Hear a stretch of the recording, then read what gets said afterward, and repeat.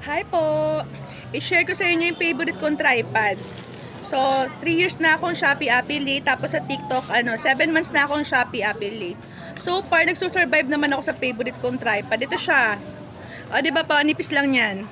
Tapos, bakal to. So, namumove siya kung paano mo siya gusto. Kung gusto nyo medyo dapa yung cellphone nyo, ibaba nyo lang. Tapos kung gusto nyo ng mataas, ganyan. Tapos kung gusto ko ng medyo mataas, pinapatong ko lang to sa mga libro or box. Tapos kaya na siya kasi mostly ng content ko sa table lang naman. Hindi naman siya overhead shot. So okay na to.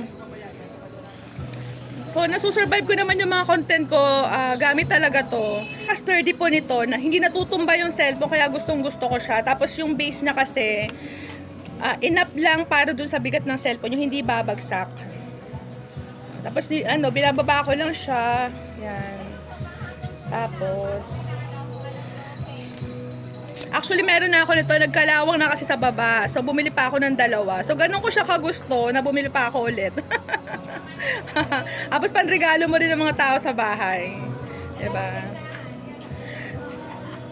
So yes, hindi mo kailangan ng magarbong bagay kung gusto mong simulan. So simulan mo na. Tapos kung wala kayong budget para dun sa mga magagandang tripod, eto muna guys. I assure you, na-survive ko yung 3 taon ko sa Shopee nang ito lang yung gamit ko. Nagko-content ako. Pag kailangan mo ng medyo mataas, patong mo lang siya sa box or sa libro, tapos pag ganyan. Kaya naman siya eh.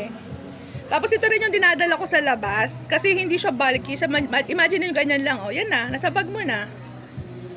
Hindi siya kukuha ng maraming space. Hindi katulad ng mga tripod, yung ibang tripod, di ba, yung may mga paa. Medyo malapad talaga siya. Ito na yun. Oh.